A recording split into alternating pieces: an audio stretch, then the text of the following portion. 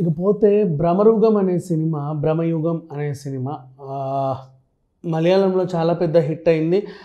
And Mammootty చాలా బాగా act చేశాడని మంచి టాక్ రాగానే అందరూ కూడా ఎగబడి సినిమా చూడడానికి అయితే వెళ్తున్నారు. అది ఏముంది సినిమాలో అంతగానో ఇవన్నీ చూడడానికి అనుకుంటే చాలామంది కూడా మాట్లాడుకున్నారు, మమ్ముట్టి యాక్షన్ ఇరగదీశాడబ్బా అని చెప్పేసి. అవును కదా, ఇదేంటి అసలు ఈ కథ ఏంటో చూద్దాం అనుకుంటే సరే వాళ్ళు తెలుగులో కూడా తీసుకొచ్చారు. అసలు కథలోకి వెళ్తే ఎందుకు ఇంత బాగా హిట్ అయిందో మాట్లాడుకుందాం. అయితే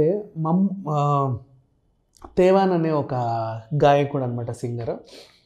ఈ కథ అంతా 17వ శతాబ్దంలో జరిగే కథ అనమాట.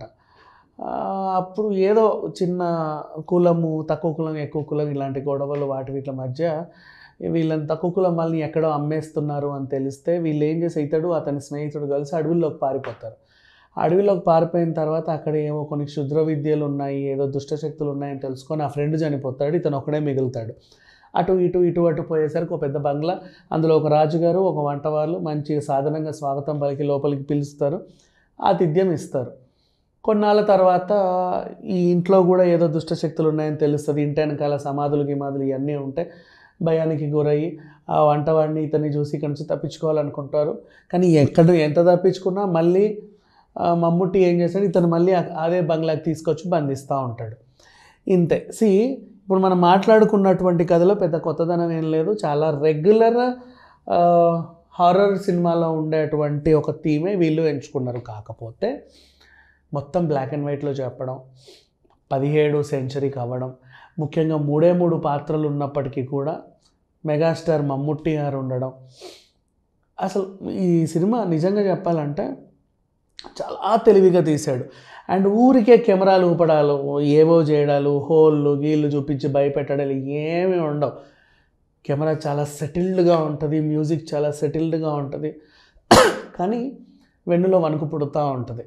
అతను తప్పించుకునే సీన్స్ అన్నీ కూడా ఎంత ల్యాగ్ అయినా సరే చూడాలనిపిస్తుంది, భయం వేస్తుంది. హారర్ కాన్సెప్ట్ రెగ్యులర్ కామనే.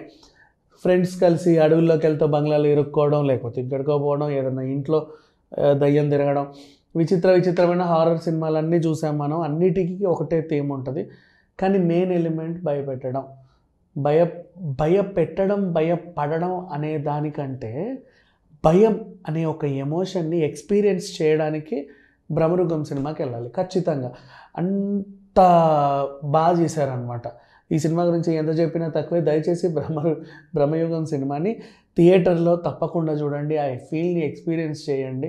అండ్ మమ్ముట్టి యాక్షన్ ఇరగదీశాడు. అండ్ దీంట్లో ఆయనకి ఎన్ని అవార్డులు ఇచ్చినా తక్కువే. ఉన్న 3 క్యారెక్టర్స్ కూడా చాలా పర్ఫెక్ట్గా ఉంటాయి, బాగుంటాయి. సిద్ధార్థ క్యారెక్టర్ కూడా బాగానే ఉంటుంది. అందరి క్యారెక్టర్లు అన్నీ కూడా చాలా నీట్గా ఎమోషనల్గా వెళ్తూ ఉంటాయి.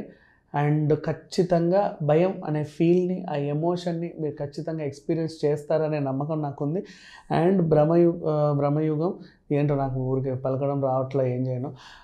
ఈ సినిమా మనకి ఎట్లా చెప్పను, ఈ సంవత్సరం హనుమాన్ తర్వాత మళ్ళీ కొత్త రికార్డ్స్ అయితే సృష్టిస్తుందనే నమ్మకం అయితే అందరికీ కలిగింది. మోస్ట్లీ మమ్ముట్టి గారి యాక్షన్ కోసమే చాలామంది సినిమాని చూడడానికి ఇష్టపడుతున్నారు. Thank you so much.